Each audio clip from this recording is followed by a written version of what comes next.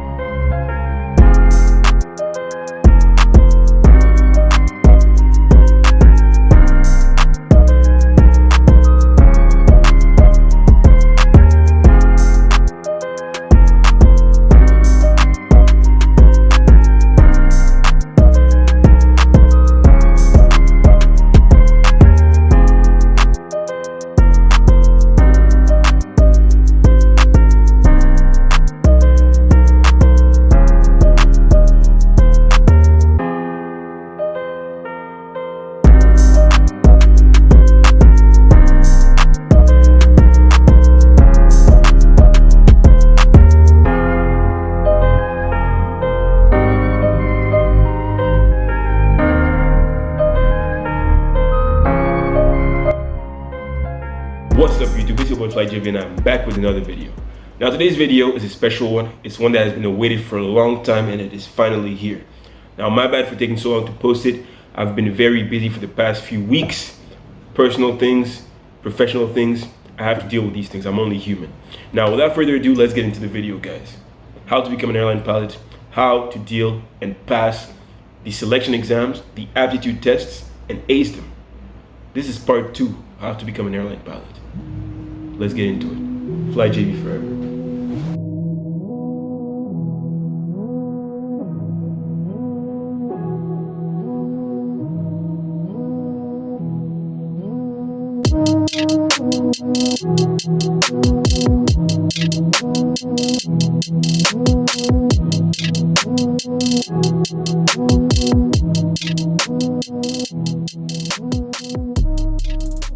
Now, first things first, okay? You're an aspiring pilot. You found the school you want to go to, and just like every renowned, reputable school, it has a selection exam, or an assessment, if you will. You don't know where to start, but all you know is you want to ace it, okay? You want to make some research, you want to find the right information to prepare yourself adequately, which is the key, basically, to succeeding in those assessments. Preparation is the key, okay? You're going to be entering a new environment. Okay, you're going to be meeting new people and you're going to be kind of a fish out of water situation over here. So what you need the most to be able to reduce your stress and be confident in your skills, to be able to perform to the maximum of your abilities, is preparation. Know what you're about to face. So the selection exams, the assessment period, is something that usually takes place within 2 to 4 days as an average period. Okay, mine was about 3 days. And basically what it is you will arrive to the school. You will be introduced to the people that matter, people in the administration, a few instructors, and the people that will be taking care of you during the assessment period itself, okay? So when that is done, basically you will meet with the other people that are like you, aspiring pilots who are applying to the schools and are going to be evaluated as part of the selection exams. You will be shown around the premises, you will be shown around the facilities of the school, and you will be shown to your individual rooms for your stay during these 2 to 4 days. Okay, now when that is done, you will be given some time to settle in, maybe 2 to 3 hours. You can just chill in your rooms, prepare everything, study a little bit more for the exams, etc., etc. When that is done, most likely you will have a welcome drink, where basically you will go into a public area of the school and just meet with other student pilots in general who are interested as well in being the new people that are going to be joining them soon.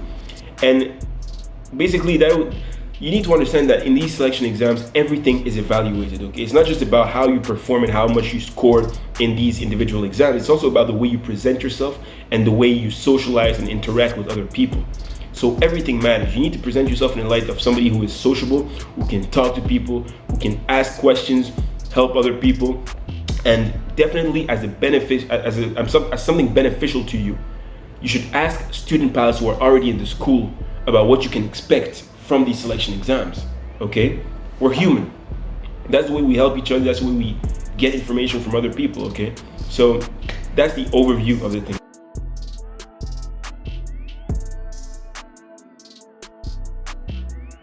might be asking yourself one question, right?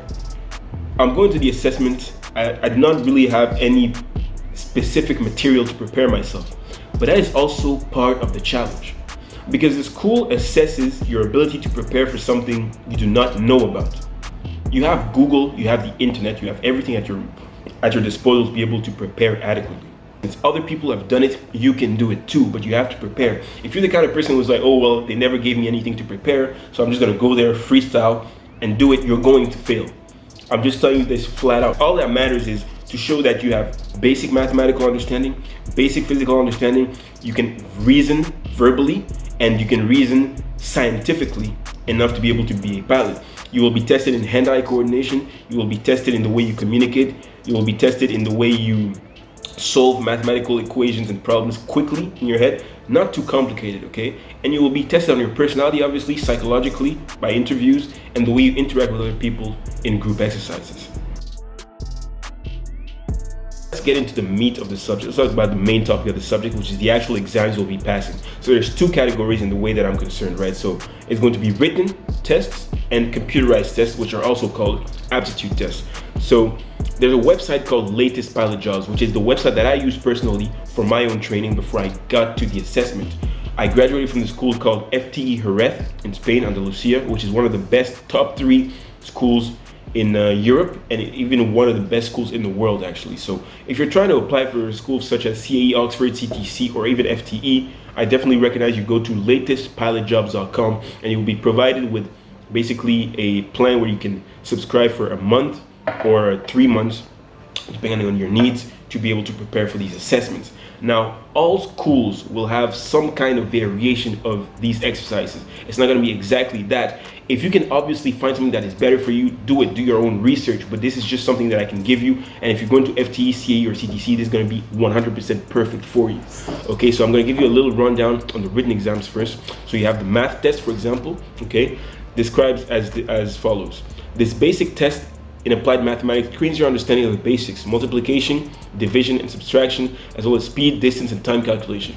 By taking this test, you can assess your mathematical skills according to the very same standards used in the industry and can be thoroughly prepared when applying for a job in aviation. Okay, so basically using Latest Pilot Jobs, you can have easy, medium, or hard to prepare yourself for the exam. But the test itself, for example, for this section, consists of 24 random time-limited questions and answers. So you have so many more questions than you're actually going to have in the test, and you have different difficulties. So what you should do is, and it is the way that I did it, you should basically go in hard mode. Your goal is to go in hard mode and do every question and get them right. If you've done that for each section, there is no way you can fail, because the actual evaluation when you get down to the school is never going to be hard. I mean, it's never going to be the equivalent of the hard mode of Latest Pilot Jobs. Anyway, let's move on. Physics test. Same thing. This test measures your grasp on the natural sciences in general and the concepts of motion, space, time, energy, and force in particular. It consists of 2 software modules. A practice module comprising 100 questions and their answers, blah, blah, blah, blah, blah. The test itself contains 15 random time-limited questions. Imagine you've done 100 questions in hard mode. How hard can it be? You know, it's all about preparation. Verbal reasoning. The verbal reasoning test evaluates your ability to interpret textual information and use it to determine the truth value of certain statements. For each statement, you will have to decide whether it is true, false, based on the given information, or if that the information does not allow you to decide either way. All right, so the time allotted to finish the test is 22 minutes. So basically, this is it's about just understanding. It's about your English level. It's about understanding. It's about communication. It's about being able to understand something that is given to you via text form. Okay, you will have to read and interpret 10 short texts. Very doable. Very doable. It's all about practice, man. Now let's move on to the aptitude test. Okay, here you have computerized pilot test, aptitude test. You'll have a flight director test, which is basically about hand-eye coordination. You will be provided with a joystick that I suggest you buy one to prepare, because obviously you don't want to prepare with your keyboard when you're actually going to be using a joystick when you get down there, right? So flight director test, you just need to center the flight directors using the joystick. Hand-eye coordination, circle and squares. That's more about attention, visual information, reporting about how many objects of the type you've seen. Flying through boxes, again, hand-eye coordination using the joystick, numbers and colors. Evaluate your dynamic attention and your ability to focus on primary tasks while the conditions are always changing, blah, blah, blah. Two-dimensional pattern. Test is designed to assess your ability to find information when under pressure. Okay, now this is shown in the top window, and it's asked for you, and it is asked of you to determine whether or not the object is also displayed in the 3 windows below. Shape tests, flight directors, plus 2 other things. So that's about multitasking and hand-eye coordination as well. So as you can see, it's very complete, everything that you can find on this website. It is a godsend. It's priceless, this information that you can find on this website, okay? I suggest you use that.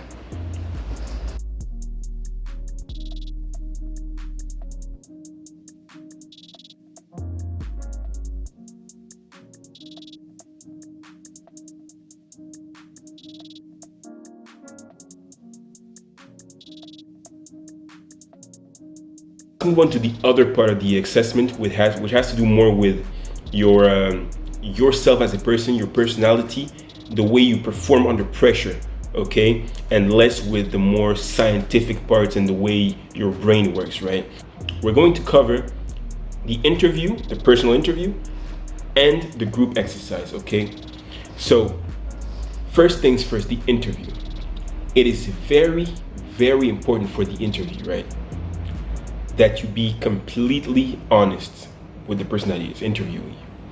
They are not stupid, okay? You are not smarter than them, okay? You cannot try to trick them with your words, and you cannot just prepare and memorize a whole speech for the interview. That is not how it works.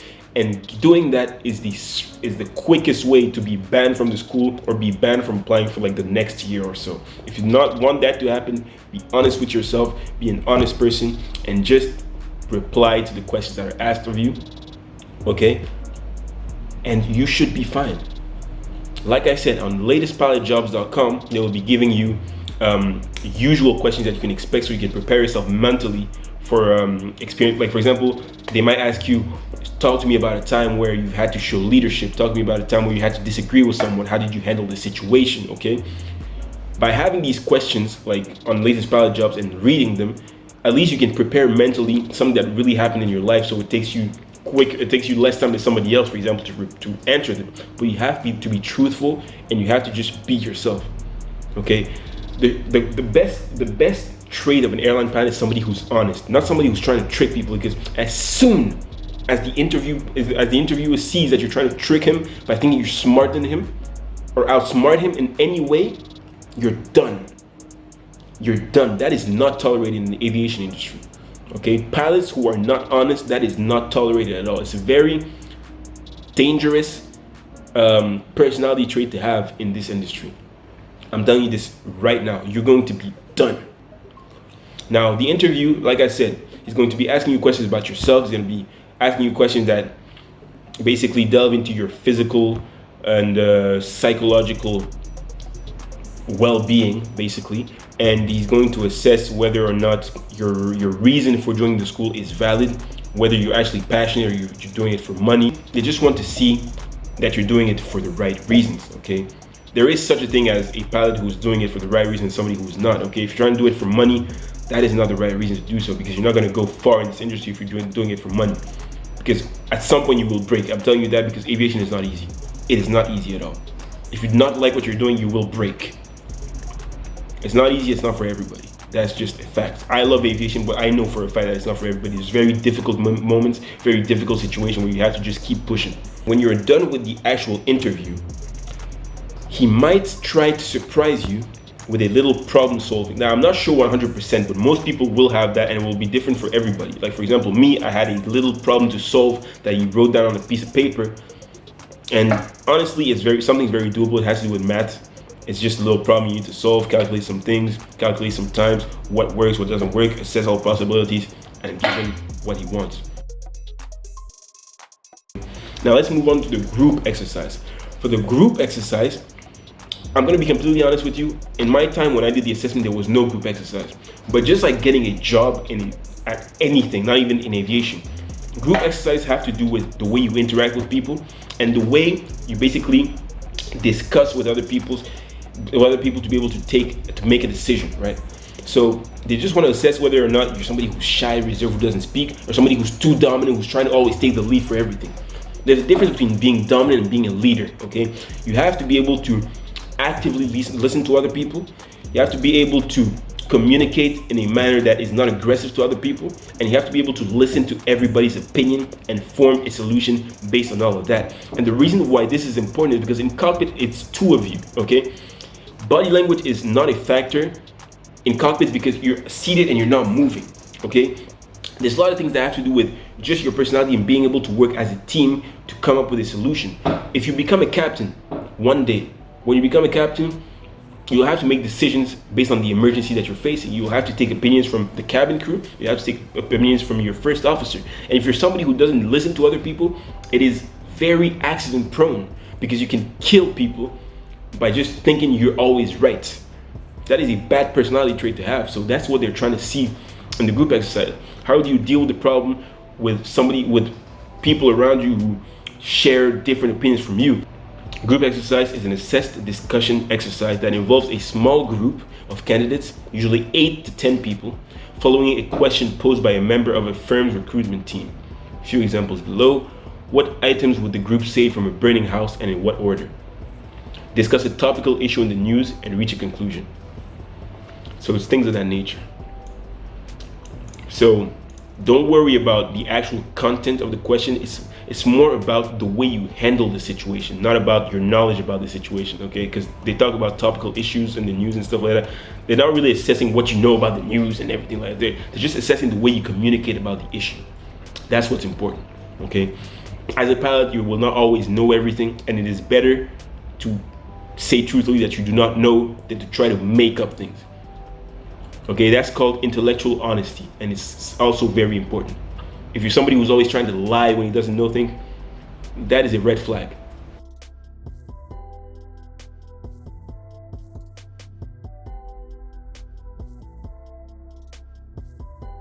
Last but not least, I know it doesn't happen in every assessment of schools, flight schools all around the world, but it might happen in yours because it happened for me, so it's my responsibility to tell you about it. You might have a simulator session at the very end. Now, there is no proof to this day for me or any of the people that I've done it with that it actually contributes into the assessment itself. But man, be careful, be cautious, and do it in a professional manner. Don't take it as a joke and don't just fly the plane like it's funny, okay? You're going to be put in a simulator of like a 737 or an A320 just to like do a couple landings and just show you how it works to fly an airliner.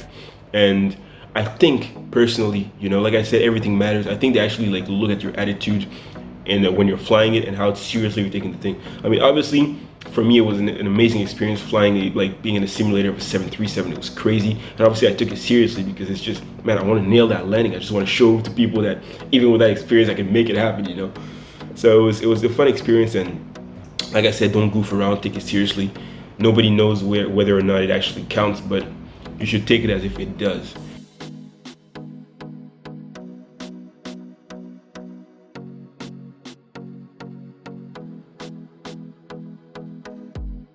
On the last day, you will be given your results by probably the head of training himself, and he will be giving you your scores in every category that you did: written test, computerized test, the interview, etc., what the instructors and the people who have been assessing you said about you. And in the end, it will be like some type of drum roll type of moment. You'll be told whether or not you're entering the school and if you're accepted or not. And it is an amazing moment, man.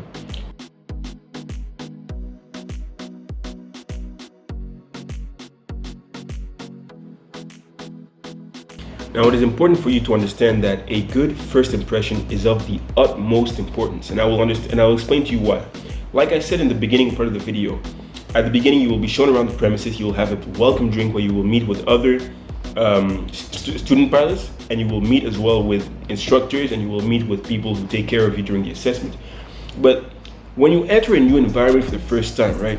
People do not know you, they do not know the way you talk, they do not know what you stand for, and they do not know the way you think inside of your head. And so the only thing that will be communicating about you will be your appearance, the way you walk, the way you talk, the way you carry yourself, and obviously the way you dress, right? So my personal advice to you, okay, is when you go there for the first time, you dress there, by wearing a shirt, a nice little clean shirt, well ironed, maybe a tie if you have one. That can be that can be beneficial. It's not necessary, but it can be a good bonus. A suit, some good slacks, you know, and just some pretty shoes, man, to just fit with the rest of your outfit, right? You're gonna look smart, you're gonna look professional, and walk around with confidence. Just be yourself, okay? I'm not trying, don't be like some kind of peacock, some kind of clown.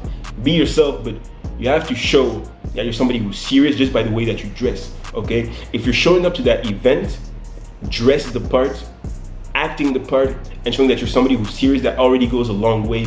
Do not make the mistake, okay, of thinking that you're only assessed on these selection exams, on the aptitude test and everything. You're assessed as well on the way that you behave, the way you talk, the things that you say. So guys, thank you very much for watching my video. I hope this was valuable to you. If you have any questions, please leave them in the comment section down below. This is part 2. There will be a part 3. Thank you so much for rocking with me. We're so close to 100,000 subscribers. Please, if you have a chance, like, comment, and subscribe to my channel. Let's make it to 100,000 before the end of March, right? Come on, let's go. Let's get it. All right, guys. Thank you very much for watching. Fly JB forever. We never stop. We're going to the top. Keep working hard. Keep believing in yourself. Forget the self-doubt. Do what you want, man. Fly JB crew